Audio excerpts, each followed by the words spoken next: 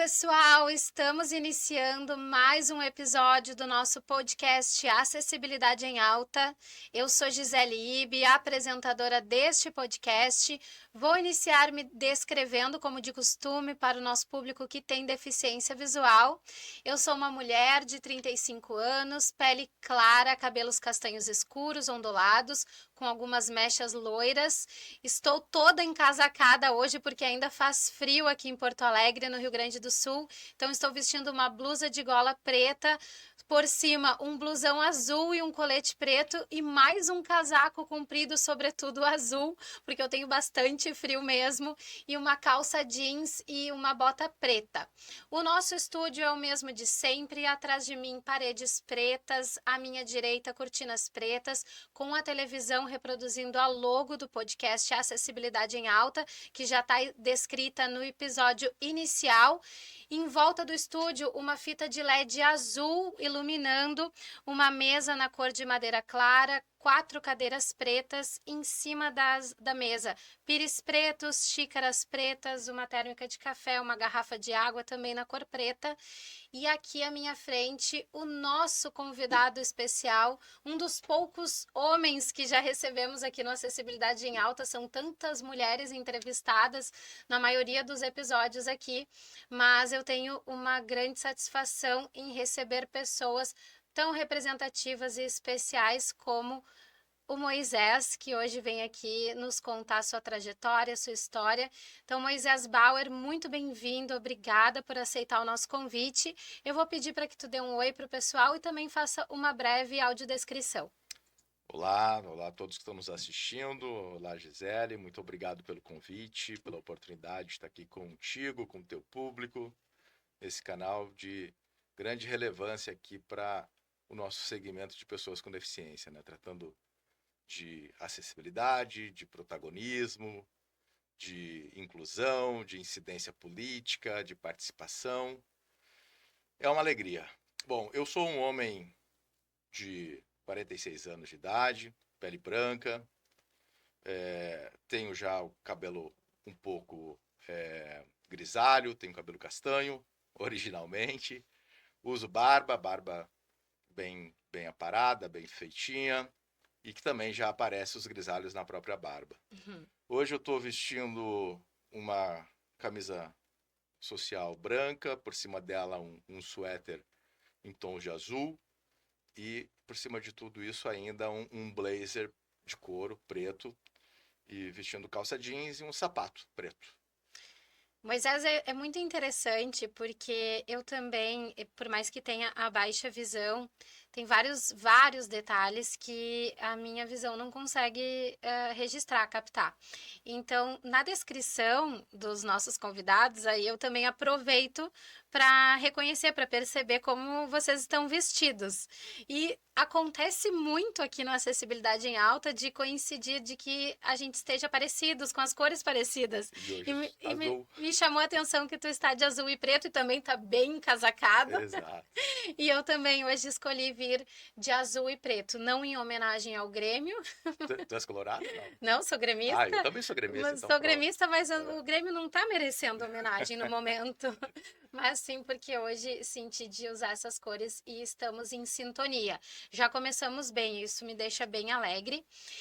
E te receber aqui também me deixa alegre, porque agora no making off, nos bastidores, quando a gente estava conversando, eu não posso deixar de recordar do início também da minha trajetória profissional e da minha trajetória de vida, até mesmo nesse ativismo, né, pela causa da pessoa com deficiência, e o quanto tu fez parte da minha história. Então, como eu mesma te falei, tu já foste citado aqui no podcast algumas vezes, tanto por convidados que passaram por aqui e conhecem a tua brilhante história e também o impacto que tu tem nessa área da pessoa com deficiência, como eu mesma já citei algumas vezes a importância de ter aprendido tanto contigo lá no início da minha, né, da minha inserção na Associação de Cegos do Rio Grande do Sul. Então, Moisés, hoje eu te trago aqui justamente para que tu possa compartilhar, para que eu possa reviver isto, a tua história que eu já conheço, mas que possa compartilhar com mais e mais pessoas e o nosso público a tua história de vida. Tu és um homem cego, também amputado, né? Exato. E Inclusive, eu esqueço disso e na minha na descrição, descrição, né? em regra. E pior que não é só na descrição, sabe? É interessante porque, sem dúvida, a deficiência visual, ela se sobrepõe à minha deficiência física, né? Que, como você estava falando, eu acabei te cortando. Eu tenho uma amputação de mão esquerda, não tenho a mão esquerda na altura da articulação do punho, bem na junção da mão com o antebraço. E, ou o braço, agora me perdi na aula de anatomia, mas é isso, é no punho. E, e claro que como eu perdi a mão, e talvez a gente possa falar um pouquinho disso, de como foi que eu me tornei pessoa com deficiência, eu era muito criança, o desenvolvimento dessa parte do braço, do cotovelo, até a articulação do punho, ela é menor do que de um braço onde eu tenho a mão. Uhum. Então, muitas pessoas que olham até acham que a amputação ela ficou não necessariamente na articulação do punho, mas é uma amputação de mão exatamente na articulação do punho no braço esquerdo. E em outros tempos eu me recordo de tu usar prótese. Tu ainda usa, está usando hoje? Não consigo identificar. Não, não, Não? eu não uso. Eu até acho que eu toquei fora a última Não recentemente. usa mais. Não, eu não uso mais porque, na verdade, a prótese que eu usava, ela tinha apenas um efeito estético. E que, na minha opinião, era um efeito estético questionável ainda, porque se a pessoa estivesse próxima de mim e observasse até pela imobilização dela, ia perceber que era uma prótese. Uhum. Então, eu não vi muito sentido. E quando a gente não enxerga e usa uma prótese de mão, como é o meu caso, a gente acaba tendo dificuldades com os espaços, né? Porque não tem sensibilidade naquela extensão do teu corpo. Então ela acaba muitas vezes enganchando em objetos, em móveis e fica desconfortável. É Sim, algo que atrapalha. atrapalha mais do que ajuda e eu achei que o efeito estético não Não compensa, justificava. sim. Exatamente, Eu te exatamente. entendo, mas por algum momento algumas coisas fazem sentido pra gente, principalmente falando desse lugar, assim, da estética, né? Eu, como mulher, também sabe toda aí a história de ter sido Miss, enfim. Em algum momento algumas coisas fazem muito sentido, depois elas deixam de fazer sentido e tá tudo bem, a gente vai se readequando, se reinventando, né? Então, eu gostaria de saber, assim, um pouco sobre justamente como tu te tornou uma pessoa com deficiência, porque isso desperta uma curiosidade, faz parte da tua história e também te traz para essa luta, porque é, se não fôssemos pessoas com deficiência, certamente estaríamos ocupando outros lugares diferentes, fazendo outras coisas. Talvez estivéssemos envolvidos com a causa, sim, mas pouco provável. Então é o que nos traz para a luta e nos torna, né, pessoas aí ativistas. Então, como foi que tu entrou para esse universo das pessoas com deficiência? Muito bem. Sabe que por muito tempo eu, eu esquecia, assim, e não por nenhuma razão específica de trauma e tal. Claro que toda perda, toda alteração que a gente sofre na vida, em qualquer área, são traumas, sim, que a gente precisa depois olhar para eles, aprender a conviver e tal. Mas eu cresci acreditando que o acidente, que eu já vou contar, não teria sido um evento tão traumático para mim, que não teria trazido tantos efeitos psicológicos. Talvez sim, mas eu acho que depois de maduro, adulto, por uma série de outras razões que eu fui me dar conta que sim, que deixaram muitas marcas em alguma razão, em alguma medida, eu senti inclusive a necessidade de poder vir a público contar essa história. E foi bem no período da pandemia de 2020.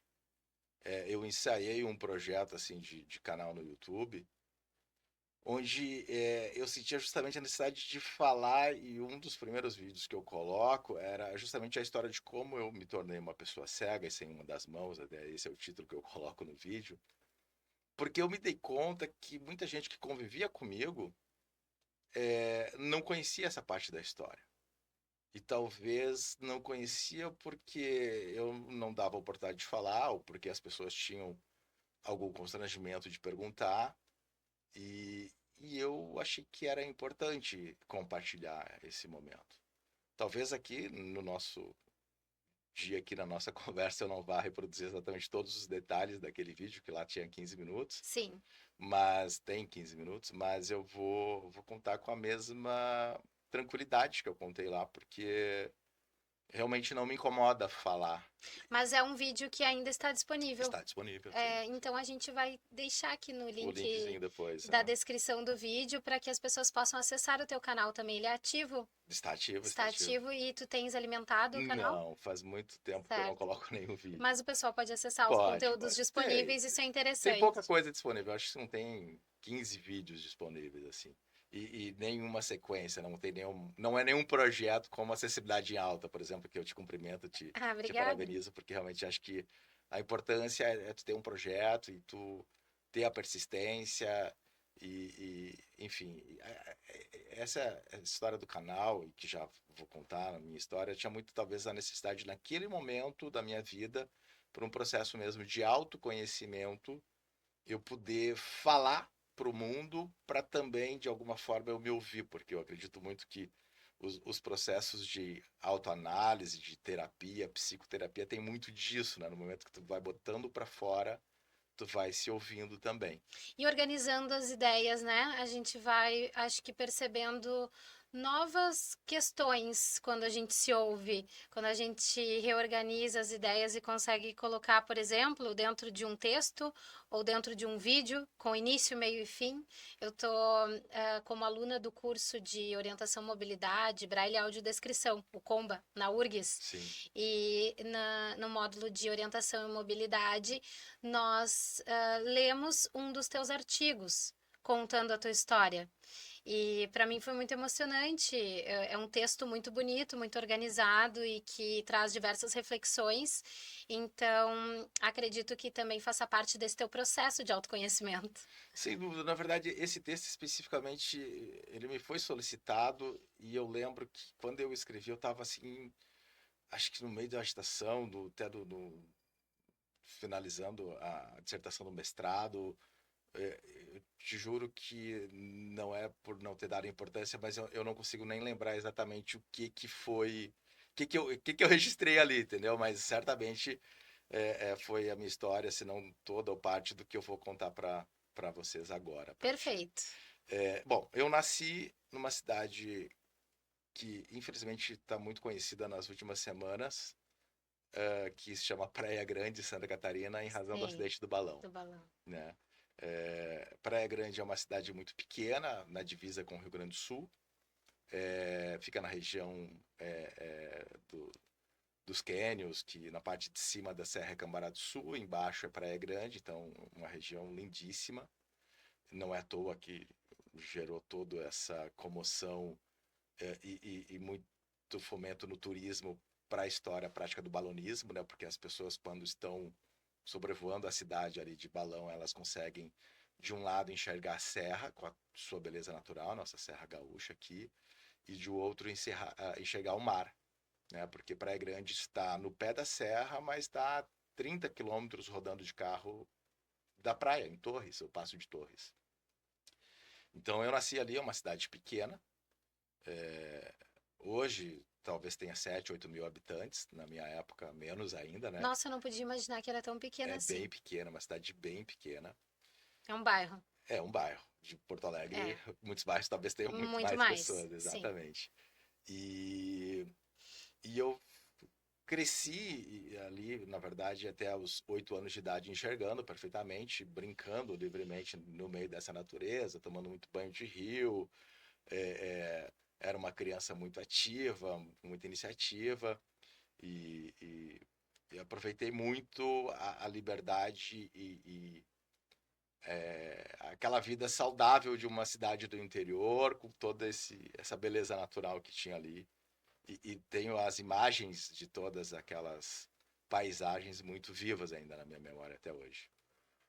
Então, com 8 anos de idade, isso estou falando do ano de 87, num sábado 9 de maio, que era o aniversário do meu pai, e véspera do Dia das Mães, eu estava brincando com mais 4 crianças. Uma delas, meu irmão, um pouco mais velho, eu com 8, meu irmão com 11, e as outras 3 crianças com 7 e 8 anos, todas crianças bem pequenas.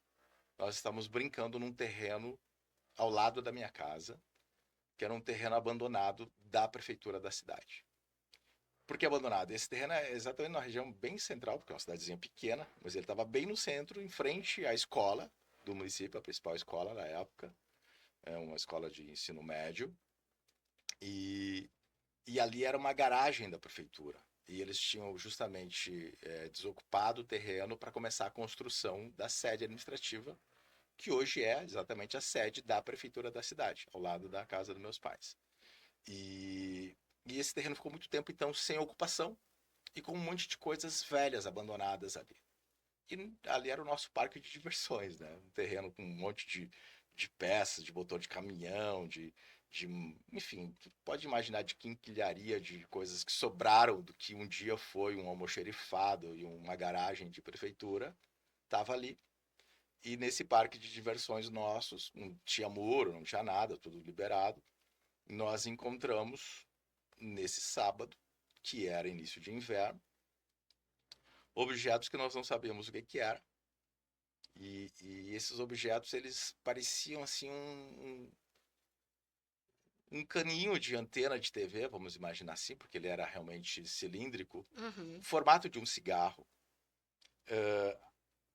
Um dos amiguinhos até falou achando que poderia ser cartucho de espingarda, porque ele era compridinho, fininho, o tamanho e o formato era de um cigarro, porém de alumínio e com uma das bases fechadas.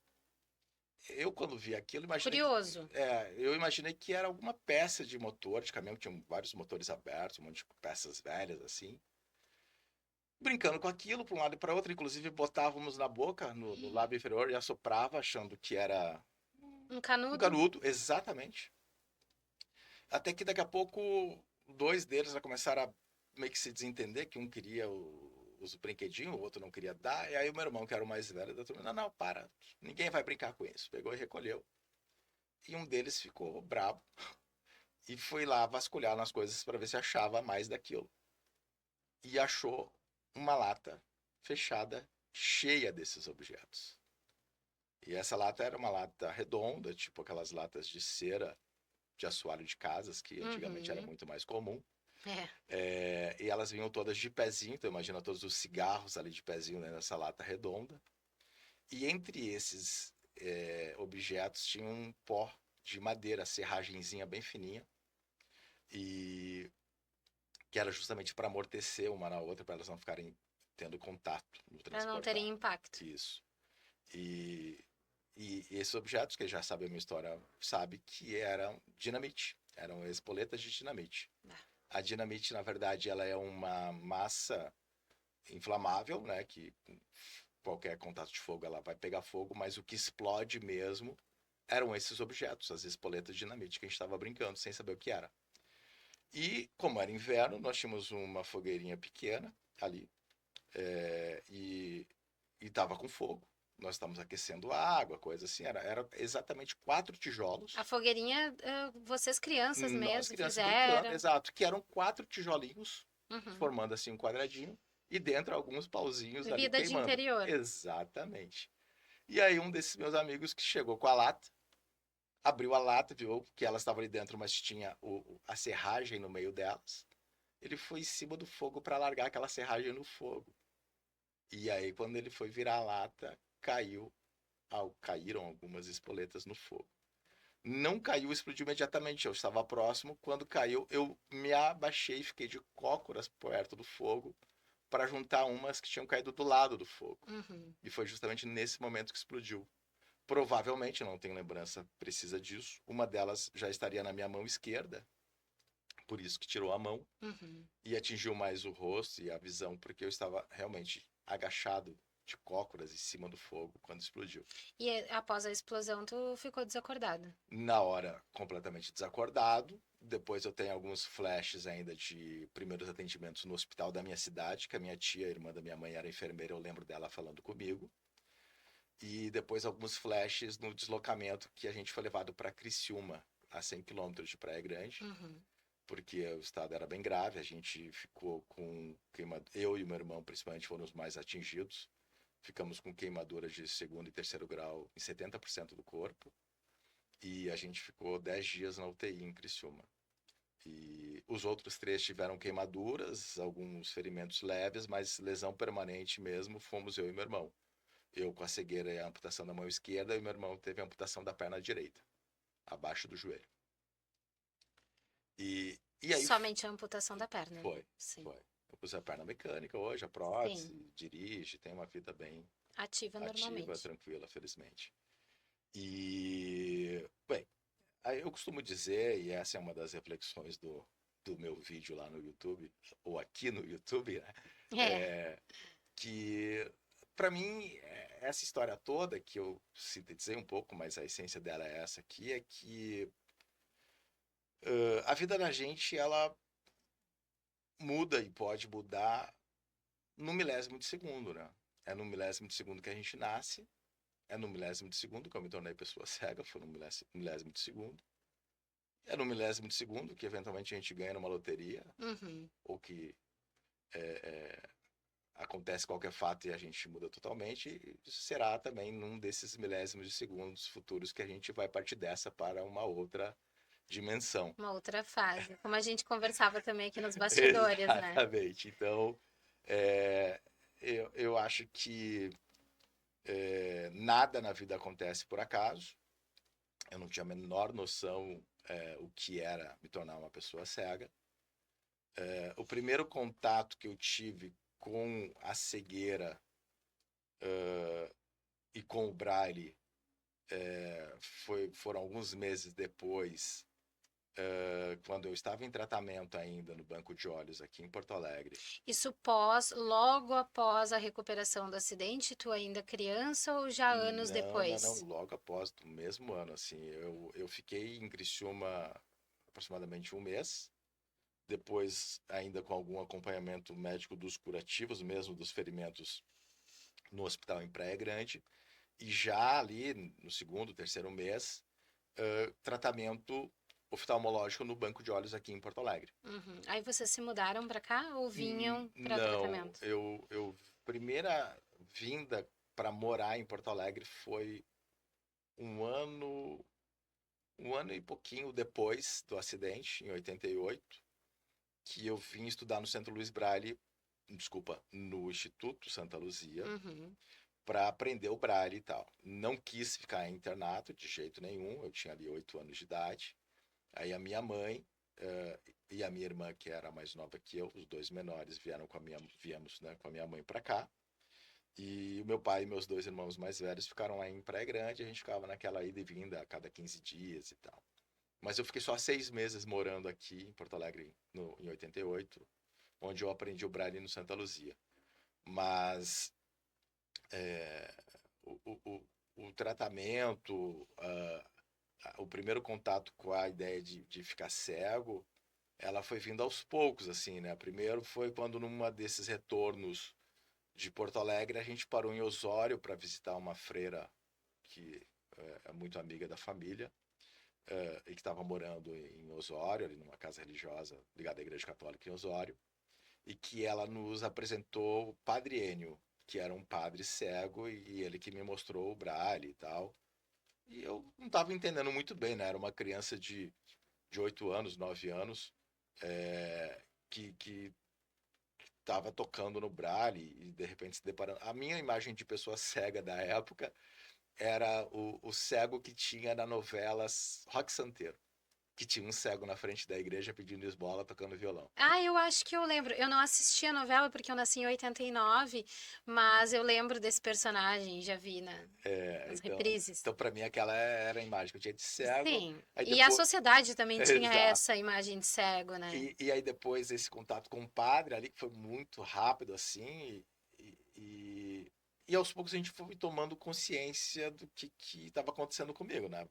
Tem um outro fato interessante da história de começar a tomar consciência, e tu vai me interrompendo e mudando o jazz totalmente Não, quando por quiser, favor, eu tô adorando ouvir, porque mas daqui a eu vou pouco. interrompendo. Exato, porque daqui a pouco eu vou mergulhando nas coisas. Porque, por exemplo, a mão, como eu estava cego, eu não soube de imediato que eu perdi a mão. E para quem não teve, e espero que quem não teve não venha a ter amputação de um membro, talvez não saiba a ideia do que eles chamam alguns legalmente de fantasma do membro amputado. Eu já Já ouviu falei sobre falar? esse assunto aqui no podcast com a Indiara, Uhum. que é para-atleta e que tem a perna amputada, e ela falou exatamente sobre isso. Porque a gente fica, e imagina então, eu não enxergava, e eu sentia a minha mão normal, inclusive eu ficava mexendo os dedos da mão que eu não tinha. E eu sentia, às vezes, inclusive, dor ou coceira na mão que eu não Sim, tinha. E eu estava em casa já, talvez há 2 ou 3 que meses, coisa louca isso, né? e eu tinha um curativo no braço esquerdo. Era, na verdade, todo uma atadura que envolvia até a metade dele. E numa madrugada, estava cicatrizando, começa a coçar, eu comecei a Aham. coçar embaixo do braço. E, e aí saiu a atadura. E eu fui passar a mão para tocar na mão. E cadê a mão? Sim. Aí eu comecei a chorar alto, chamei minha mãe. E aí foi um momento, talvez, dos mais dolorosos psicologicamente, embora eu ainda fosse criança, quando a minha mãe chorando me deu a notícia de que, sim, eu tinha, além de ficado cego, que eu estava me dando conta ainda que eu estava cego, não estava entendendo Uhum. o que estava acontecendo, tinha perdido a mão esquerda e que o meu irmão tinha perdido a perna direita. É, momentos difíceis, momentos complexos, e que, ao vir para o Santa Luzia no ano seguinte, ainda tudo era muito estranho, afinal de contas eu tinha 9 anos de idade, né, 88. Brincava na praia do lado de casa, fazia fogueira, É, tudo numa vida adequada para aquela realidade, e de repente tudo muda, né? exato. E aí aqui no Santa Luzia eu fui conhecendo a vida de pessoas cegas, ainda numa realidade que é muito diferente do que é hoje. Para alguns, felizmente, para outros, infelizmente. Eu sinceramente eu acho que tudo tem ônus e bônus, Eu concordo plenamente mas contigo. ali eram crianças, todas estavam no regime de internato, a imensa maioria. Eu, que não estava em regime de internato, tive a oportunidade da minha mãe ficar comigo ali 6 meses, mas já achava muito estranho aquela ideia de ficar o dia todo dentro do Santa Luzia. E eles ficavam ali dormindo ainda, e final de semana ficavam ali, era Uma muito, condição meio triste, muito né? complexa. É. Mas eu fiquei só 6 meses convivendo com isso. Eu conheço muitas histórias de pessoas que agradecem até essa oportunidade de ter ficado internado em Santa Luzia, senão não teriam a oportunidade de ter estudado e ter uma inclusão profissional posterior. Mas eu fui realmente começar a me deparar e me identificar e me conhecer como pessoa cega numa segunda fase, quando eu vim para morar em Canoas, realmente com 15 anos. Porque daí dos 9 aos 15, eu voltei para minha cidade natal. Eu fiquei só 6 meses em Porto Alegre. E lá eu voltei a ter uma vida muito ativa com as crianças da minha idade, da minha turma. E todos aqueles que eram meus amigos antes do acidente permaneceram meus amigos posterior à cegueira. E muitos outros vieram. E eu fui ali me tornando um adolescente com uma vida social muito ativa, com muitos amigos, o que também depois dificultou a minha adaptação quando com 15 anos realmente eu vim morar em Canoas. Daí com toda a minha família a gente veio morar em Canoas. E aí eu passei ali 3, 4, 5 anos querendo estar todas as semanas em Praia Grande, porque era lá que eu tinha uma vida social, com os meus amigos, com festa, com tudo aquilo que um adolescente, um jovem gosta de fazer. E foi muito legal, foi um momento muito bom, tenho contato com esses amigos até hoje. são amigos meus de vida, e alguns mais contatos, outros menos, como é da vida mesmo, pelos os rumos que cada um assume para suas vidas. Mas foi justamente em Canoas, com 15, 16 anos, que eu comecei a me identificar como pessoa com deficiência. O meu primeiro contato assim mais próximo de pessoa cega foi o professor Eri, que foi meu professor também na classe de apoio, no Colégio André Poente, foi onde eu fiz o meu ensino médio em Canoas. A partir dessa proximidade com o Eri, veio a ideia de criarmos a Associação dos Deficientes Visuais de Canoas, a DEVIC. Eu fui sócio fundador ali com 16 anos. Gloriosa, a Devic, quantos anos a fundação a associação já existe? Ela é de 95, se eu não estou fazendo confusão, porque eu lembro que eu tinha 16 anos. Ela é de 24 de agosto de 95, se eu não 30 estou. anos. 30 anos ela está fazendo esse ano, exatamente. Gloriosa Devic. E, e aí da DEVIC foi conhecer a FREC. Da DEVIC eu tive a oportunidade de fazer um curso de lideranças da Fundação Catarinense, lá em Florianópolis, já com apoio da ONCE, da Organização Nacional de Cegos da Espanha, que eu conheci o professor Adilson, conheci Marco Antônio Bertoglio, conheci o professor Edson Ribeiro Lemos, do Rio de Janeiro, todos esses já falecidos, né? E Menos outras... o Adilson.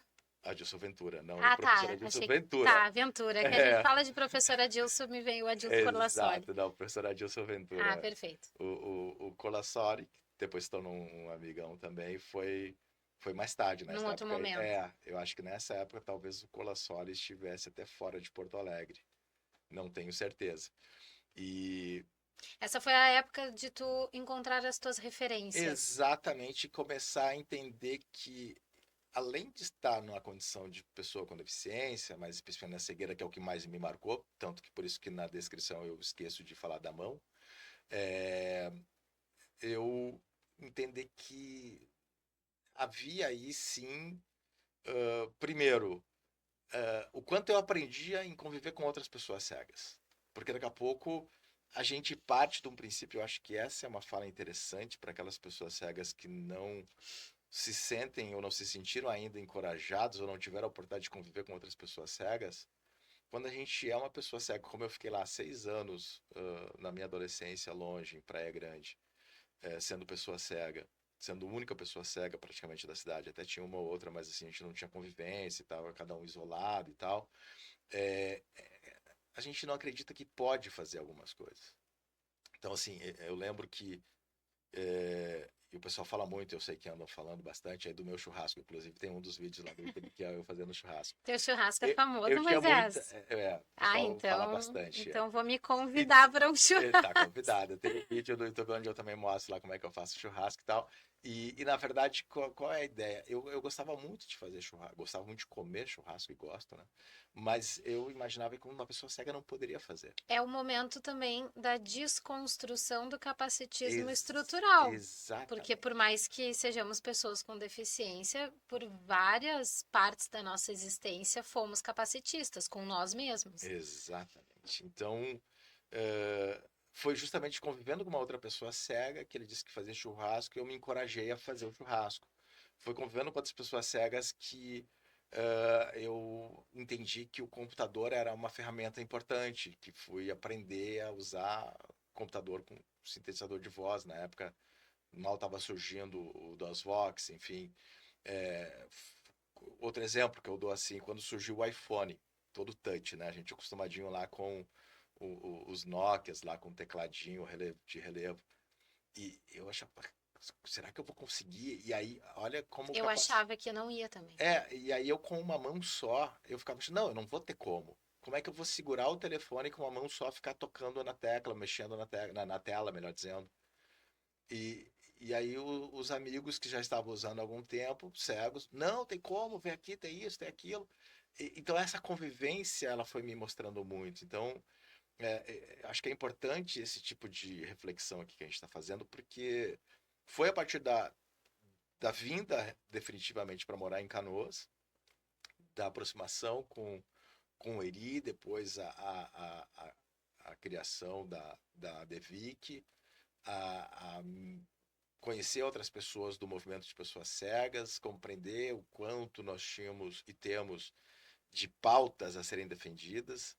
E aí eu sempre falo, aí o Eri foi o maior professor lá naquele início, principalmente de ter essa consciência associativista, de militância, de defesa de direitos, de reivindicar nossos direitos. E aí eu fui sendo forjado aí nesse movimento, nessa militância, Super jovem ainda, muito jovem, muito adolescente. jovem. Com 16 anos eu Sim. comecei nesse mesmo ano dos 16 anos aí, ou no ano seguinte, eu não tenho certeza, foi quando a gente foi fazer esse curso em Florianópolis, que aí eu conheci todas essas outras lideranças que eu citei aí. E aí se começa uma trajetória de ativismo mesmo. Aí, né, antes de começar, a Gisele me perguntou como é que eu queria ser identificado. Eu digo, acho que como ativista, porque ativista é o que eu sou, né? O que a Gisele é, nós somos quem realmente se engaja e se identifica, se sente pertencente a, a, um, a um contexto. Eu não vou nem falar em grupos, porque grupos, partidos, associações, a gente tem um monte. Mas assim, há um contexto realmente que a gente tem que participar de alguma forma, por alguma sigla, por algum grupo, a gente vai ter que participar e construir um mundo melhor para todos nós, que é o que a gente sempre busca, né? E como eu citei aqui, transformando a nossa condição em luta coletiva também, porque por vários momentos, como tu aqui já introduziu sobre a tua história, tu precisou lutar pelo teu pertencimento, pela tua reabilitação. E quando a gente supera essa fase, se torna natural também a gente conseguir trazer isso para o coletivo. Então, uma vez que a nossa reabilitação já se deu e já foi superada, a gente passa para aquela área onde a gente também vai lutar pelas outras pessoas que estão nessa condição e que a gente sabe que muitas vezes não acessam, não conhecem os seus direitos ou os próprios direitos que até ainda não existem. Embora a gente tenha hoje uma cartilha satisfatória aí de direitos conquistados. Basta a gente lutar para que sejam cumpridos, né, Moisés? Eu acho que esse talvez seja o ponto mais delicado, que a história, que parte dela nós ajudamos a construir, mas a maior parte foram pessoas que já não estão mais entre nós que Sim, construíram. É, botar a previsão legal de um direito para as pessoas com deficiência, de alguma medida a gente já cumpriu. Mas como realmente tornar esse direito algo real na vida das pessoas, que cause um impacto realmente na vida das pessoas, segue sendo o nosso maior desafio. E isso não é uma tarefa simples, né? não, e será longa ainda, bastante longa, e provavelmente nós não vamos mais estar aqui também quando essa evolução passar a ser satisfatória. Sempre quando a gente entra assim nessa reflexão, que às vezes ela é um pouco desmotivadora, eu procuro aquela ideia, né, que sempre se fala na imagem do copo, né, o meio cheio ou meio vazio. Sim, falta muito, que esse é o meio vazio. Mas Sim. se pensarmos em tudo que a gente evoluiu nos últimos 35 anos, assim, e se pensar em legislação mesmo, assim, E se pensar em democracia também, porque a própria democracia no Brasil é jovem, muito. muito. Então, a partir dessa perspectiva da democracia, o direito das pessoas com deficiência vem logo após e é tudo muito recente. A nossa LBI, agora no dia 6 de julho, completou 10 anos de existência, de aprovação, a Lei Brasileira de Inclusão. Às vezes a gente fala siglas aqui, mas nem todo mundo tem registro, conhecimento das siglas, né? A Lei Brasileira de Inclusão é muito recente. E esse é um tema, a gente vai conversando aqui, vai fluindo, mas esse é um tema que eu quero entrar contigo também sobre a tua percepção do cumprimento da LBI, sobre essa conquista e como vem se dando, né?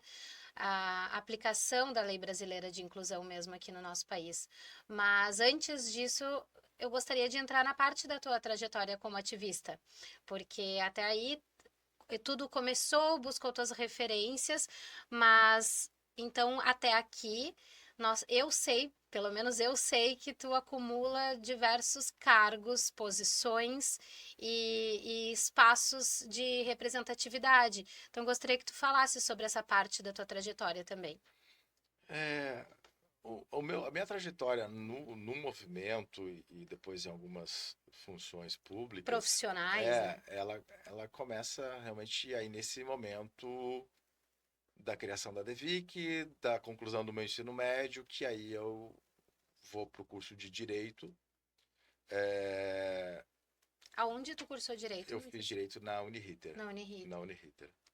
Eu sou riteriano, como nós A falamos minha lá. irmã, a minha mãe, aliás, foi também graduada pela Uniriter. E aí eu estava na faculdade de Direito, já no segundo ano eu fui fazer um estágio, que esse estágio eu só consegui graças ao trabalho, o ativismo do seu Adão Zanandrea, né, que é uma figura histórica também do nosso movimento aqui no Rio Grande do Sul, que trabalhava muito na articulação com empresas, com o próprio Estado, e ele conseguiu lá, em 94, articular para um decreto estadual garantir reserva de vagas nas oportunidades de estágios para pessoas com deficiência. E através dessa articulação dele, eu entrei num estágio na Procuradoria-Geral do Estado. E nesse estágio aí que eu fiquei aproximadamente 1 ou 2 anos, Como estudante de direito. estudante de direito, estagiário de direito na Por que tu PGA. escolheu o direito, Moisés? Eu escolhi direito porque desde os 8 anos de idade o tema justiça, advogado, juiz era muito presente na minha casa em razão do acidente. Ah, olha Geraram só. ações ali e era sempre aquela história e sempre tipo meu pai brabo com o advogado, meu pai brabo com o juiz, porque estava demorando, porque não sei o quê. Aí ficava aquela coisa, será que estão me enganando? Será que não estão? Será que o advogado está enrolando? Será que é o juiz que é demorado mesmo? Olha que interessante, E, uma baita conexão. e aí eu digo, não, tem que estudar isso aí para entender melhor essas coisas, né? E nessa reflexão também, que é da minha história de vida, tem uma história que eu já vou fazer a conexão com isso, porque o meu primeiro estágio foi dentro do Estado, onde o meu trabalho ali, auxiliando os procuradores do Estado, era fazer a defesa do Estado naquelas ações contra o Estado. Então, era acidente que envolvia a viatura da polícia, era algum acidente com um servidor público, que o causador foi algum servidor público no exercício da função pública Uhum. e que tinha que defender o Estado. E defender o Estado para ali para mim, me lembrava muito o trabalho dos advogados da prefeitura defendendo a prefeitura na minha ação. Que às vezes tu ia parar para ler ou ouvir um argumento, tu achava absurdo, assim, como é que o cara foi usar um argumento desse, que era, tava na cara que a culpa era do município que deixou lá o explosivo. Mas um advogado tinha que fazer a defesa do município. E o município tinha que se defender também, de alguma forma, enfim, ainda que pro forma. E eu fui, o primeiro estágio foi justamente fazer o trabalho que, em tese, os advogados contrários na minha ação lá contra o município faziam. Foi um exercício bem interessante. Dali, eu passei no concurso, eu já estava na metade da faculdade de Direito, um pouquinho menos da metade, para trabalhar na Justiça Federal. Eu fui trabalhar na Justiça Federal de Canoas, foi quando inaugurada a Justiça Federal em Canoas. E eu trabalhei 3 anos na Justiça Federal em Canoas, da metade da faculdade de Direito até acabar a faculdade de Direito, quando eu passei num outro concurso que eu já vou falar. E aí a segunda experiência que eu tive foi conhecer o lado de dentro do balcão da Justiça. Como é que era aquela rotina das decisões, das audiências, de toda a importância do rito de um processo. E, e depois eu venho me formar e vou trabalhar no Ministério Público. Que o Ministério Público também é uma parte importante nos processos que envolvem menores, como foi o meu caso lá quando criança me acidentei, e também quando envolve direitos das pessoas com deficiência. E aí eu fui trabalhar no Ministério Público.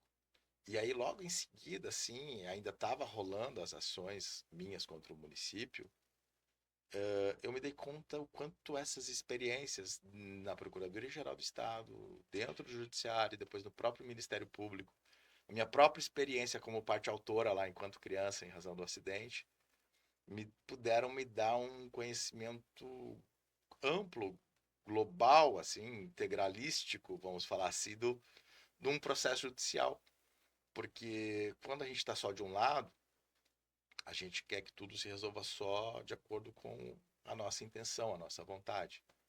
Mas realmente um processo ele precisa de ter vários olhares e cada um tem as suas peculiaridades, cada um tem a sua importância ali naquele processo. Então, quando algumas pessoas me diziam assim, nossa, mas o teu processo do acidente está há 15 anos e não tem solução ainda. Aí, numa das oportunidades eu disse para a pessoa, foi quando eu tive mais clareza assim dessa reflexão. Talvez se eu não tivesse a experiência de PGE, de justiça e de MP, eu seria uma pessoa muito mais revoltada com isso, assim, porque infelizmente as coisas são demoradas, Burocráticas. burocráticas. Processos. E tem um porquê, não Sim. justifica, mas explica Sim. muito, né? Então, essa foi a minha experiência acadêmica no direito, que me deu a oportunidade de fazer um estágio na PGE, que foi bem importante para mim, graças a uma conquista também de pessoas do nosso segmento, que eu citei aqui, a Dona Andréia.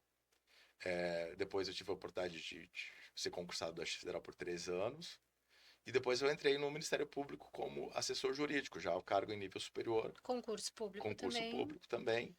E onde eu fiquei 22 anos e meio no MP, nesse cargo de assessor, que depois uma lei mudou o nome do cargo para analista, mas é um cargo de nível superior na área do direito, onde o principal papel aí é assessorar, dar todo o suporte técnico ali para o promotor de justiça ou procurador de justiça, que são os membros do Ministério Público, exercerem a sua função institucional. E como pessoa com deficiência, a minha carreira profissional no serviço público, vamos deixar bem claro, acabou em abril desse ano, porque eu tive a avaliação biopsicossocial concluindo pela deficiência grave, e hoje no nosso país, a pessoa com deficiência grave, esse homem, com 25 anos de serviço, pode se aposentar. E mulheres com 20 anos de serviço. Se deficiência grave. Então, eu me aposentei justamente pensando em outros projetos. Na verdade, eu não tenho ainda nada muito seguro, porque depende de oportunidades a serem surgidas. E a bem da verdade é que nos últimos 3 meses eu não consegui ainda pensar muito sobre isso, porque estamos numa outra missão que a gente pode falar um pouquinho depois também.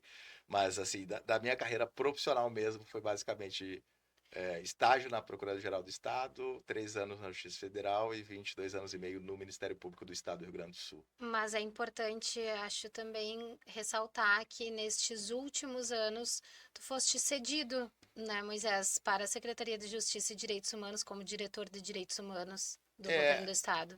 Eu tive 2 oportunidades de experiência na gestão de políticas públicas no Executivo. Uma foi uma experiência mais curta, de 1 ano apenas, no governo federal, 2016 para 2017, ali eu fiquei 1 ano, onde nesse período, inclusive, por 6 meses, eu fiquei como secretário de Direitos da Pessoa com Deficiência. Eu não recordava dessa, são tantas experiências as tuas que eu essa não recordava. E na verdade foi muito rápido. Verdade. Infelizmente, não deu para desenvolver um trabalho. Foi um momento de transição, foi bem um momento que a presidenta Dilma saiu. Sim. E um novo governo chegou ainda com muitas composições, e eu acabei ficando só 1 ano ali nessa mudança de governo.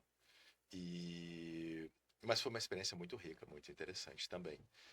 E depois, agora, nos últimos 2 anos, 23 até abril de 25, eu estive à frente da diretoria, como diretor do Departamento de Diversidade e Inclusão aqui na Secretaria de Justiça Cidadania e Direitos Humanos do Governo do Estado do Rio Grande do Sul, Ah, isso, diversidade e inclusão. que foi uma experiência muito interessante também. E, e, e aí, de novo, né? Vamos fazer as conexões aqui que antes eu fiz da minha vida pessoal com as experiências na PGE, no Judiciário, no MP. Vamos resgatar ali aquela ideia do Moisés que vai sendo forjado ali no movimento, nas lideranças, para um ativismo, para uma participação. Então a gente começa lá na DEVIC, passa pela FREC, chega na Organização Nacional de Cegos do Brasil, ONCB, gloriosa ONCB, também. e onde a gente lutou muito e luta, né, até hoje, para cobrar políticas públicas, direitos efetivos e por que o Estado, o governo federal, o município não está fazendo. E cobrar não é que é fácil, né? É até muito difícil, na verdade. Eu acho que a gente cobra mal, depois a gente pode falar um pouco sobre isso também. Mas ter a oportunidade de viver esses 3 anos do lado de dentro do balcão, 1 ano lá no governo federal e 2 anos aqui no estado, ajuda também com que a gente compreenda um pouco mais o quão emperrada é a máquina pública também, né? O quanto não depende só da boa vontade da pessoa que está ali como ponto focal, como gestor daquela política. Tem todo um outro contexto político que precisa estar minimamente empenhado para que as coisas aconteçam. Então, são experiências muito interessantes, assim. Bem como a tua experiência no CONAD, não é, Moisés? A minha experiência no CONAD, até eu diria o seguinte, né, que na verdade, a oportunidade que eu tive no governo federal, 2016 e 2017, e a oportunidade que eu tive no governo do estado, ela está totalmente relacionada com a minha trajetória no movimento social. Porque, vamos resgatar, né? Em 95 a gente cria a DEVIC. A DEVIC tem toda a vinculação com o movimento estadual e federal. FREC, na época ainda era a FEBEC e o UBC. E aí a gente começa a transitar, a frequentar eventos, reuniões, articulações de algumas pautas que precisaram ser engajadas e tal pelas entidades, pelas pessoas e tal. E aí chegamos em 2008, no momento onde eu estava extremamente empenhado para estudar para um concurso público e me tornar ou promotor ou defensor público. Eu queria progredir na carreira jurídica. Inclusive, estava temporariamente morando em Porto Alegre para ficar mais fácil trabalhar durante o dia e estudar à noite nos cursos preparatórios de carreiras jurídicas que tinha aqui em Porto Alegre. Uhum. E justamente naquele ano de 2008, dois eventos me provocaram muito, me motivaram muito e me tiraram do foco do estudo da carreira jurídica. Maio de 2008, Congresso, encontro da União Latino-Americana de Cegos em Bento Gonçalves. Eu nem sabia que existia a União Latino-Americana de Cegos. Fiquei sabendo que ia ter o evento assim quase que nas vésperas dele, porque o Volmir, que era presidente da União Brasileira de Cegos e já tinha toda uma trajetória na União Latino-Americana de Cegos, me pediu na semana que decidiu o evento para ver se eu não tinha como, com a minha família, dar um suporte para recepcionar as pessoas que estavam chegando no aeroporto até chegar o transporte que ia pegá-las e levar para Bento Gonçalves. E aí eu fui com a minha mãe, com o meu irmão, para o aeroporto tentar dar um suporte. Não entendia nenhuma palavra em espanhol. Eu lembro muito de uma cena que chegou a Karina Sanches, que é depois se tornou amiga da Argentina, com uma cadela guia, e que ela queria saber onde é que ela podia levar a cachorra para ir no banheiro, e eu não sabia nem que perra era a cadela. Perra. Então eu não entendi nada do que ela queria, só quando ela falou banho, eu digo, deve ser banheiro, é o máximo, assim, péssimo. E essa foi o meu primeiro contato com o movimento latino-americano de cegos. E aí eu fui para Bento Gonçalves acompanhar o evento, conheci muita gente, conheci muita realidade. Esse foi um evento bem marcante, assim. Divisor de águas. Isso. E 2 meses depois, um mês depois, na verdade, a FEBEC, Federação Brasileira de Entidades de Cegos, realizou um evento regional em Porto Alegre, aqui no City Hotel. E o Adilson estava, inclusive, como vice-presidente da FEBEC para a região sul, estava organizando aqui. E eu entrei para ajudar o Adilson nessa missão, de ver hotel, de negociar diários com o hotel. E aí comecei a ter contato com o pessoal da FEBEC, que veio para esse evento. E a gente fez um evento regional aqui. E o pessoal me convidou para ir para o evento último, que eram 5 regiões, e o último seria no Nordeste. E aí a pauta desse evento aqui nas regiões, e já era trajetória traçada, era que fosse discutida a unificação do movimento de cegos no Brasil. Porque até 2008 nós tínhamos União Brasileira de Cegos, que o Vomir era presidente, e a Federação Brasileira de Entidades de Cegos, que quem estava em 2008 no exercício da presidência era o Zé Antônio Freire, de João Pessoa, na Paraíba. E a ideia, então, era assim, vamos usar os 5 encontros regionais para que a gente faça um debate com o segmento e tire a consciência de que nós temos que acabar com as 2 nacionais que existem e ter E uma só. unificar.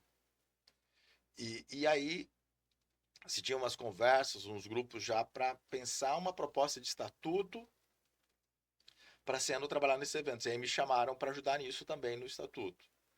E aí eu fui para João Pessoa em julho, final de julho de 2008, com a missão de colaborar na construção do estatuto da ONCB, mas que a ONCB só iria nascer em João Pessoa se nas assembleias que estavam sendo chamadas da FEBEC e da UBC, as entidades presentes concordassem com a extinção das 2.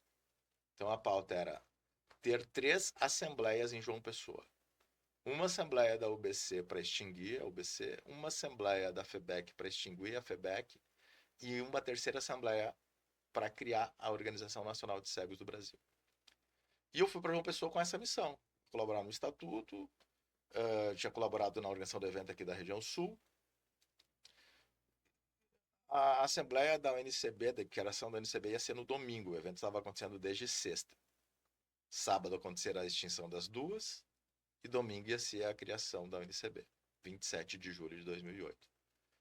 No sábado à tarde, me chamaram numa reunião para a gente definir quem seria as pessoas da primeira diretoria da ONCB.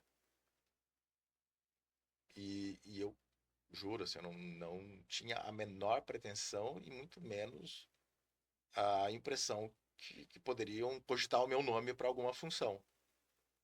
Quando o meu nome é cogitado para estar na diretoria da ONCB.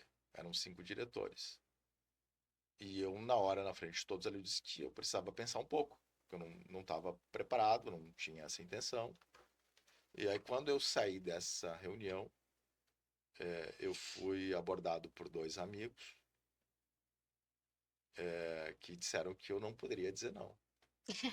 Me botaram literalmente contra a parede. E aí, dessa forma assim, sem pressão nenhuma. De livre e espontânea pressão. Exato. Eu disse que sim. Sim. E somente na Assembleia eu fiquei sabendo qual era o meu cargo, porque ninguém falou qual era o cargo. Tipo, a ideia tem que ser um dos 5 diretores, tá bem. Que seria presidente. Não, primeiro vice-presidente. Primeiro vice-presidente. Que eu imaginei que seria qualquer outro cargo, mas menos presidente e primeiro vice-presidente. E aí me colocaram ali como primeiro vice-presidente. Eu já tinha dito sim, então tá tudo certo. E o que aconteceu? 2008 foi a inauguração a criação da UNCB. 2009 eu chego no CONAD como conselheiro suplente pela UNCB. Uhum. E 2010, o presidente da UNCB, logo em fevereiro de 2010, renuncia ao cargo da UNCB porque ele foi convidado para um cargo na Secretaria Nacional da Pessoa com Deficiência, que era o Antônio José. O Antônio José era o primeiro presidente da NCB. E aí, com o afastamento do Antônio José para assumir uma coordenação, na época lá na secretaria, eu me tornei o presidente em exercício, assim que dizia o estatuto. Uhum. No afastamento, antes dos 2 primeiros anos, eu não lembro qual era a regra exatamente. O fato é que eu segui presidente até o final daquele mandato, até 2012. Eu, estando presidente da UNCB, eu fiquei de conselheiro titular do CONAD. E na articulação, aí comecei realmente a conhecer, articular e me relacionar com as outras entidades nacionais.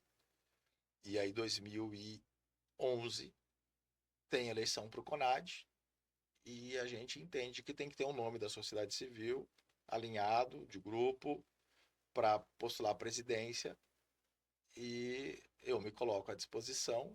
Aí eu quis, aí já não era o cara coagido, pressionado, e aí eu fui para a presidência do CONAD, fui eleito presidente do CONAD, numa eleição que eu disputei, inclusive, contra um representante da CUT, que era algo Bem bem representativo, de representativo, força, de né? força, porque o governo também, à época, aí já era o governo do PT, alinhado com Sim. a CUT, mas o governo não fechou a questão com o nome da CUT, do Isaías, na época.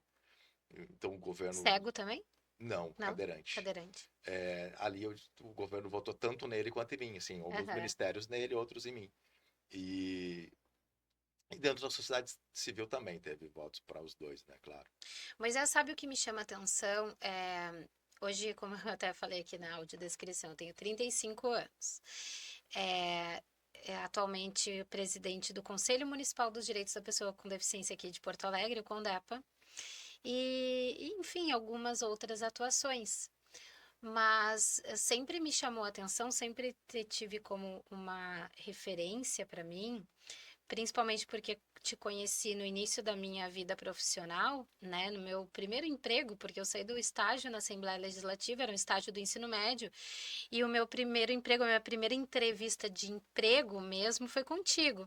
Tu foi meu primeiro chefe na Associação de Cegos, na SERGS. Mas tu era muito jovem. Eu acho que naquela época tu devia ter uns 28 anos. Aquilo ali eu acho que foi 2010 ou É 11, né? 2009. 9? 2009. Eu saí da Assembleia em 2008, em dezembro de 2008, e entrei na SERGS em fevereiro de 2009. Eu ia falar na Sergs que eu tô agora um pouco perdido, porque 2008, nesse ano que eu chego no NCB, sem querer te interromper, mas só pra gente Claro. ficar na mesma página de seguir juntos aí, falar um pouco de Sergs também, eu era vice-presidente jurídico da Sergs e o presidente era o Valdim. E ali em seguida teve uma eleição e aí eu quis ser presidente. Eu não queria nada até 2008, até eu entrar para o NCB, Aí porque depois tomou conta do depois campo já que eu inteiro. tô aí, então agora vamos de Presidente do cabeça. COIPED também, né? Não? Foi daí depois do CONAD. Do COIPED, do Daí CONAD. 2009, que eu tava achando que era 2010, mas então foi isso, foi 2009. Eu me tornei presidente da SERGS e a gente começou com o projeto da degravação, que é aí que tu chegas, né? Isso, eu chego em 2009 no projeto da degravação com a Justiça Federal e sempre me chamou a atenção porque quando eu fui para a entrevista de emprego, como eu trabalhava na Assembleia Legislativa, eu estava muito acostumada enfim, os meus chefes eram os deputados lá, que já eram veteranos. Aí eu chego na Sergs e tu era um guri. Então, eu tinha 30 anos aí, se foi 2009, eu É, tinha 30 30 anos. anos, eu tinha 18, exato, a gente tem essa É diferença, isso. né? Muito jovem, um guri. Eu pensava, nossa, ele é muito jovem e já ocupa tantos espaços assim, e até mesmo presidente de conselho de direito, presidente de entidades, associações, movimentos, então sempre foi algo que me chamou a atenção. Como a tua trajetória se deu, desde o início, como tu compartilhou aqui conosco, né? Onde tudo aconteceu, houve o acidente, tu adquiriu a deficiência, se reconheceu como uma pessoa com deficiência e transitou por todos esses espaços, tem toda essa trajetória, essa vida profissional e de ativismo que deixa marcas e segue, né, trabalhando e deixando até chegar nesse momento onde tu já te aposentou do MP, trabalhou nesses 2 últimos anos aí como o diretor no executivo, no governo do estado, então deixou mais um legado por aí. E quais são os teus planos a partir de agora? Então, Com o que a sociedade mais irá contar com Moisés Bauer? na verdade, de forma muito rápida, assim, porque senão fica cansativo mesmo. Eu tô conduzindo, porque logo nós vamos ter que encerrar, Exato, infelizmente, não podemos, mas mas, a gente pode ter uma parte 2 sobre a mas vida do Moisés é, Bauer. não, mas é que para além do CONAD, dos conselhos e tal, é, eu tive todo um envolvimento também com o movimento internacional, o que foi bem interessante. Eu acho que quando eu me pego refletindo assim, eu errei em 2008 não ter focado nos estudos e ter dobrado de salário. Agora tu tá encerrando o mestrado, né? Né? Acabou de encerrar. O mestrado ele chegou, a ideia do mestrado em 22 ali, que eu senti por uma outra fragilidade do nosso movimento. Eu fiquei muito instigado que toda essa trajetória em conselhos e entidades locais, estaduais, nacionais, a gente quer só uma coisa, que é o que nós falamos logo no início: como tirar o direito do papel e colocar ele na prática, impactando a vida das pessoas. Política pública. E assim, como é que a gente faz isso? Como é que a gente cobra isso do governo? Porque acaba que tudo tem muito a política partidária no meio. Daqui a Uhum. pouco, se é a Gisele falando com alguém que ela tem um bom acesso pelas articulações políticas dela, Faz nós acontecer, estamos senão bem. não. Se não é a Gisele e é o Moisés que não é identificado com aquela corrente que está lá no poder, não adianta o Moisés falar o que ele quiser falar, que não adianta, não vai rolar. E, e, e assim, tem que ter algum caminho para isso, né? A Convenção sobre os Direitos da Pessoa com Deficiência, que traz lá muita coisa boa para todas as pessoas com deficiência do mundo, e o Brasil ratifica como norma constitucional, ela fala no artigo 33 na importância do monitoramento. Mas ela só não fala que é importante o monitoramento da implementação da convenção, das políticas públicas. Ela fala como é que o Estado que assina a convenção tem que fazer esse monitoramento. E ele diz que esse monitoramento se deve dar lá no item 2 do artigo 33, com mecanismos de monitoramento criados pelo Estado, porém com autonomia administrativa e financeira e exercido por representações exclusivamente da sociedade civil, pelas próprias pessoas com deficiência ou suas entidades representativas. Então, olha só, ele está dizendo que o Estado tem que criar essa instituição e que essa instituição tem que ter dinheiro, autonomia, independência, e que quem deve fazer esse monitoramento, quem deve falar, são as pessoas com deficiência Nada diretamente. sobre nós Nós sem sem nós. nós. E aqui muita gente acha, e se tentou já vender essa ideia para a ONU, que os conselhos são essas instituições. Algumas outras pessoas dizem que talvez o Ministério Público pode ser essa instituição, porque ela é criada pelo Estado e ela tem independência, tem um orçamento próprio e tal.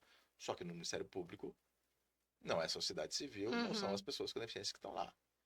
Algumas pessoas tentam dizer que pode ser a Defensoria Pública, mas mesma questão do Ministério Público. Uhum. E quando a gente vai aprofundar o estudo disso, a gente percebe que não tem uma resposta fácil. Então, em 2016, a gente cria o CRPD, Comitê Brasileiro de Organizações Representativas das Pessoas com Deficiência. E o CRPD hoje nasceu assim e hoje está aí ainda, infelizmente, sem conseguir fazer muitas ações. É uma associação de 10 entidades nacionais, todas as áreas de deficiência, onde a principal missão estatutária dele, CRPD, é fazer o monitoramento da convenção. E nós pleiteamos isso em 2020, eu estava presidente desse comitê, um reconhecimento formal do Estado brasileiro como sendo um desses mecanismos de monitoramento do artigo 33. E nós recebemos um parecer jurídico da Advocacia Geral da União, dizendo que nós não poderíamos ser esse mecanismo de monitoramento porque nós não respeitávamos os princípios de Paris. Os princípios de Paris é uma norma declaratória da ONU, é uma orientação, vamos dizer assim, onde diz que o Estado tem que dar a estrutura e a sociedade civil tem que exercer a função de atuar lá dentro. Uhum.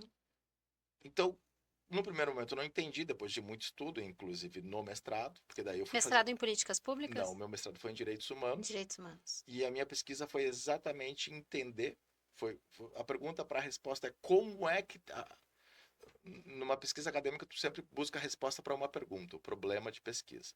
A minha pergunta era, como é que deve ser o mecanismo de monitoramento do artigo 33, item 2, no Brasil, diante da realidade jurídica e administrativa brasileira?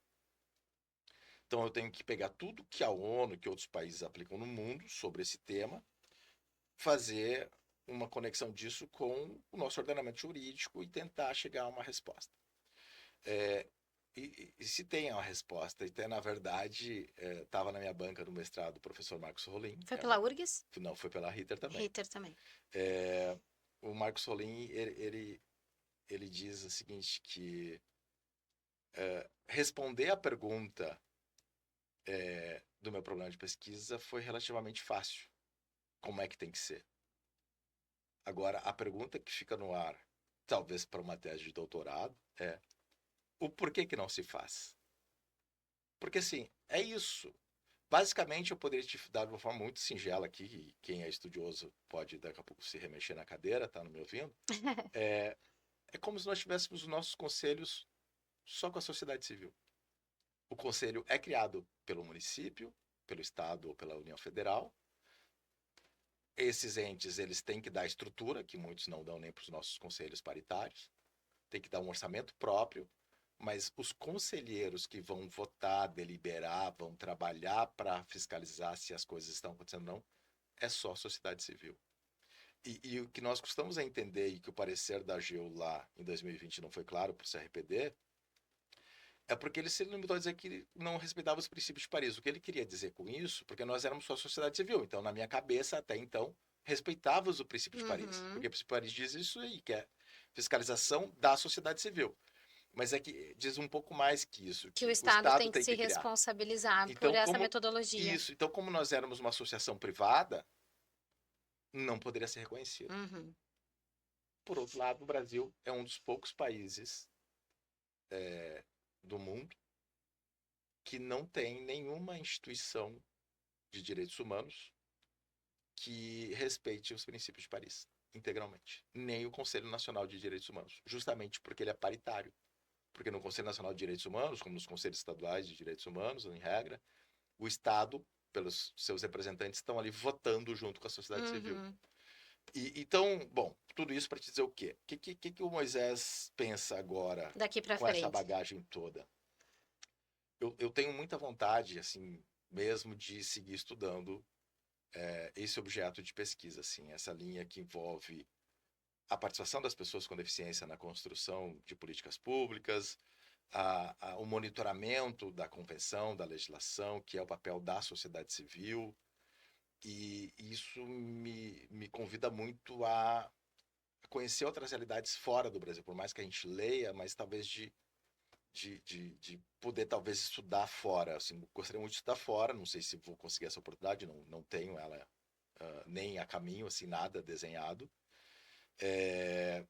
Mas agora, após todo esse ativismo representativo e atuação ativa mesmo, a tua ideia é, então, passar para essa outra etapa que se volta mais para as pesquisas. Eu me aposentei pensando, eu vou estudar inglês, que eu preciso aperfeiçoar o inglês. Claro, principalmente se o teu viés será entender a realidade de outros países. Enquanto eu estudo inglês, eu vou procurar uma pesquisa de um projeto de doutorado fora do país para ter essa experiência. Se não tinha nada fora, dentro do país. Só que... que vida brilhante, hein, Moisés? Eu sou muito inquieto e comecei a colaborar com a organização do Encontro Mundial de Pessoas Cegas, de Deficiência Visual, que vai ter em setembro. Estaremos. E E aí comecei a me envolver muito, estou trabalhando muito, nesses 3 meses eu não estou conseguindo estudar inglês, eu não estou conseguindo pensar em projetos de pesquisa. Mas é recente ainda a aposentadoria, né? Então, Mas como eu gosto de fortes emoções, eu me coloquei à disposição, e estou candidato para ser secretário-geral da União Mundial de Cegos.